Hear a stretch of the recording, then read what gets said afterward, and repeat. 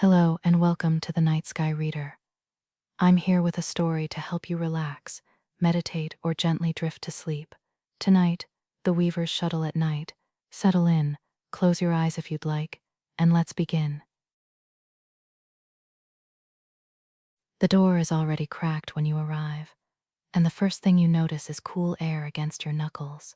It moves across the back of your hands as you step inside, a steady current that smells of nothing in particular, just the clean emptiness of night. The studio settles around you in the dark, one small lamp casting warm light over the floor loom. The rest of the room recedes into shadow, quiet shelves, familiar tools, the scent of wood and dry dust that never changes. You walk toward the loom without switching on another light. The bench is smooth maple, worn where countless sessions have polished the edge. As you sit, your feet find the treadles automatically, the wooden pedals resting level beneath you. Your hands lift to the warp, fingers spread wide, and you press lightly against the linen threads. They give just enough firm under your palms, cool and crisp like a line of plant stalks laid side by side. You feel for the tension, not checking for problems, just taking the measure of what's there. The threads answer back, steady. The loom exhales a small creak as you lean forward, a sound like a door settling in its frame. The day's accumulated noise, voices, traffic, the bright demands of hours, sits somewhere above your shoulders still but quieter now. This is the only greeting you need. Outside, the night is enormous and still. Inside, the lamplight makes a small amber circle. You can feel the difference on your skin. Warmth, where your hands enter the light. Coolness, where your forearms remain in shadow near the open door. The contrast is gentle, nothing sharp. The shuttle waits in its shallow dish beside the beater. You lift it, feeling the maple wood warmed from the day's lingering heat, though the night air is cooling everything now. The bobbin inside is wound with undyed linen weft, pale as wheat straw and slightly wiry to the touch. You draw a length of thread between your fingers, noting the faint grassy scent, the way it catches slightly on your skin, reluctant to glide. Beside the shuttle rests a small crock of beeswax, matte and golden in the lamplight. This is the ritual that slows everything down. You pinch a short length of weft between thumb and forefinger, draw it across the wax surface once, then twice. The thread picks up a thin film you can barely see but immediately feel. The wax leaves a clean, honeyed scent that rises to meet you, not sweet exactly, but warm and soft. You bring your fingers to your nose without thinking, catching that note of quiet honey before returning to the work. The thread glides now between your fingertips, smoother, quieter. The wax has gentled it. You seat the shuttle in your palm, balance its weight, and your thumb finds the smooth groove where wood has been shaped by 1,000 hands before yours. Your shoulders drop half an inch without your deciding to lower them. Your jaw unclenches. Your hands have a job now. They are busy with something simple, something they know how to do. You place your feet on the treadles. The left one lifts easily as you press down, and the harnesses respond. The shed opens like a calm hinge, linen threads lifting and parting to make a narrow passage of air and light. You send the shuttle through. It slides against the warp, wood-kissing fiber, and you hear the softest whisper as the weft unwinds from the bobbin. The linen makes a faint squeak, barely audible, like a finger rubbed on clean glass. You catch the shuttle in your left hand and let a small bubble of weft form between the selvages, a gentle arc that will keep the cloth from drawing in too tight. The beater swings forward in your hands, comes to rest against the fell line. The thump is solid but quiet, a sound that stays in your palms and travels up your wrists. You press the right treadle. The shed changes. The threads drop and lift in their opposite pattern, reversing themselves with a small mechanical whisper. You send the shuttle back. Wood, fiber, squeak, catch. The beater swings. Thump. The rhythm finds your breath without being asked. Again. Press left. Shed opens. Send the shuttle. The wood is warm now from your palm, the linen still cooler than the air around it. Catch. A small bubble forms automatically, your hands remembering this gesture without your mind directing them. Beater swings forward. Thump. The weft settles into place, one pale line joining the others. Press right.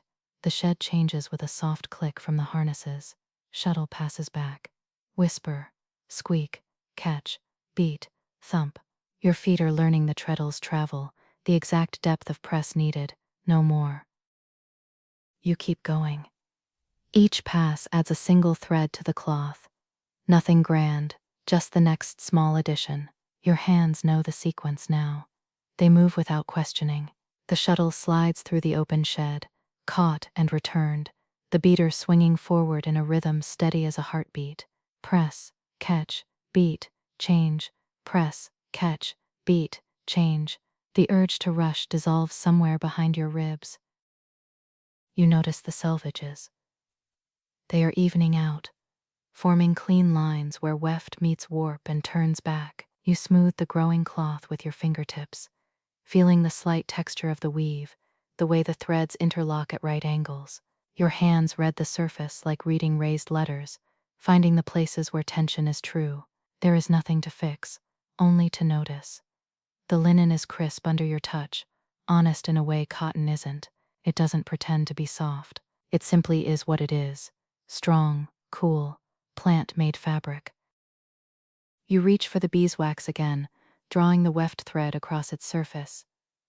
The motion is smaller this time, just a touch, and the clean honey scent rises once more.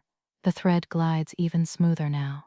You return to the cycle, and your breathing has synced to the beater's swing without your deciding to match it. Inhale as the shed opens. Exhale as the beater comes forward. The rhythm holds you now, a gentle structure that needs no thought. Your posture shifts, spine longer, shoulders wider, weight settling into your hips on the bench. Your feet rest easy on the treadles, pressing without effort. The loom responds to the smallest invitation. The cloth grows across your knees, pale linen accumulating pick by pick. You work through the passes, losing count somewhere after 20. What matters is the steady thump, the cool thread, the wax scent fading and returning each time you refresh it. Your hands are warm now from the work and the lamplight. Your forearms, extended toward the beater, catch the cool air from the cracked door. The temperature difference is pleasant, clarifying. You pause with your hands resting on the beater's top edge, which is smooth from years of palms pressing just here. The cool night air moves across your forearms, reaching past your elbows now. You lift your gaze toward the door, not turning your head fully, just a glance. Through the narrow opening, you see a rectangle of dark sky. A few stars sit steady in that frame, not brilliant, just constant. One of them might pulse faintly, but it's a slow rhythm, nothing urgent.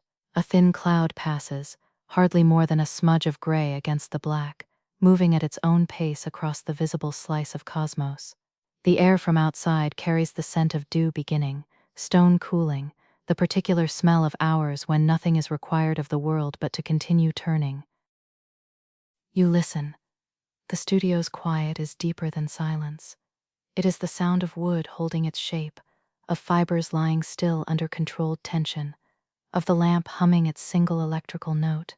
Somewhere far off, too distant to locate, something settles or shifts, but it doesn't concern you. Your eyes return to the warp. The threads line up like a pale fence in the lamplight, each one catching illumination where it sits highest in the curve between heddles. Your feet press the left treadle.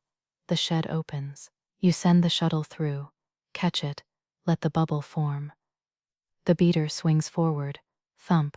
The rhythm resumes, a current that carries you forward through time measured in picks rather than minutes. The cloth continues to advance under your hands.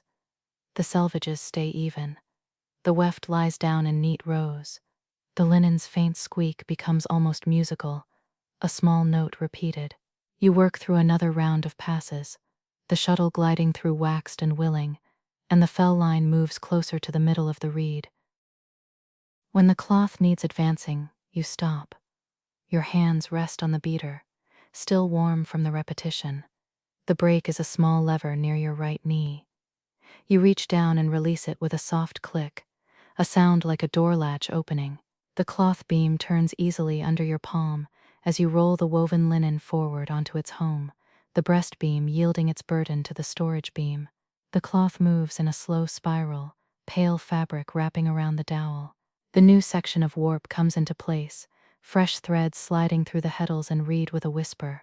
You feel them tauten under your fingers as the unwoven length takes its position. You apply tension again with a small, controlled motion of the break. The click as it locks is gentle, final in a quiet way. You check the fell line and the reed area with your eyes, scanning without analysis. The selvages remain true. The warp tension is even across its width. Everything stays simple and orderly. The loom accepts the adjustment without comment, ready to continue. A touch of wax on the thread again, more ritual than necessity now. The scent is fainter, or your nose has grown accustomed to its presence. You draw the linen across the croc's surface, and the honey note rises one more time, familiar as breathing. Your hands return to their positions, shuttle in the right palm, left hand waiting to catch, feet on treadles. The cycle begins again. The shuttle passes through the open shed with its quiet whisper, the linen squeaking softly against itself. Catch, beat, thump. The harnesses click as they reverse. Shuttle returns. The sound of the beater has softened, or perhaps your ears have made peace with it, welcoming it as part of the night's texture rather than an interruption. You weave through a dozen more passes, 2 dozen, the shuttle traveling its patient path back and forth while the cloth lengthens by invisible increments. The cool air stays constant at the door. You feel it most on your knuckles now, the backs of your hands where skin is thinnest. When you pause to wet the thread with wax again, you glance toward that small rectangle of sky. The stars have moved slightly in their arc across the night, but the motion is too slow to catch directly. They simply are, doing what stars do, burning in their distant places while you weave linen in yours. The loom's wooden breath continues. A creak from the frame as weight shifts, a click from the harnesses. The soft thump of the beater, steady as a metronome that never winds down. Your hands move through the pattern, and the sequence thins now because you know it entirely by feel, by sound, by the small resistances and releases that mark each stage. Shed, shuttle, catch, beat, change, shed, shuttle, catch, beat. The cloth rolls forward in your mind even between the physical advances, growing one pick at a time, accumulating the work of your hands into something whole and useful and real. The lamplight catches the woven surface differently now, less like individual threads and more like a fabric that can hold light and shadow in its interlocked grain. You smooth it with your palm, feeling the slight nap beginning to emerge where fiber meets fiber at right angles. The linen is cool under your touch, dense, responsive to pressure. You continue. The shuttle travels. The beater swings. Your breath matches the rhythm, and somewhere in the repetition, the tightness you carried into the studio has loosened entirely. Not solved or addressed, just set down. Your shoulders sit easy on your frame. Your hands perform their task without the mind directing each small motion. The warp tension remains true beneath your testing fingertips. You advance the cloth again when the fell line requires it. The same patient ritual of break release and measured winding, the same whisper of fresh warp sliding into position, the click of the break locking. Your hands return to the shuttle, to the weft, to the wax. The honey scent is so familiar now it has become part of the studio's air, inseparable from the smell of dry wood and lamp warmth, and the cool that keeps arriving from outside. You glance at the open door again. The same stars, shifted slightly in their slow wheel. The air has grown colder. You can smell it sharper now, carrying the mineral scent of deep night, the hours when dew collects on grass and stone gives up its last held warmth. A small sound reaches you from far off, something settling, or an animal moving through distant brush, but it asks nothing of you. The night holds everything at a distance, gentle and patient. Your hands return to the warp one more time. Fingertips test the tension as they did at the start, finding it unchanged, still cool and crisp and firm. The threads feel exactly as linen should feel, honest, strong, willing to become cloth under patient hands. Your feet find the treadles, settling into their familiar positions. The shed opens. The shuttle rests in your palm, the wood warm now, almost part of your hand. The wax scent lingers faintly on your fingertips. The night air moves across your knuckles. You send the shuttle through, and as it slides between the lifted warps, you realize the studio has become a kind of answer, not to any question you asked aloud, but to the restlessness that walks through days, the noise that accumulates in the spaces between tasks. The loom has taken it all and translated it into this: cool thread, clean wax, the steady thump that lives in your wrists. The rhythm loops, and you are inside it now, not directing but dwelling. The beater swings forward. Thump. The weft settles into place. You press the opposite treadle, and the shed changes, threads lifting and falling in their measured exchange. The stars hold their positions beyond the door. The cool air keeps arriving.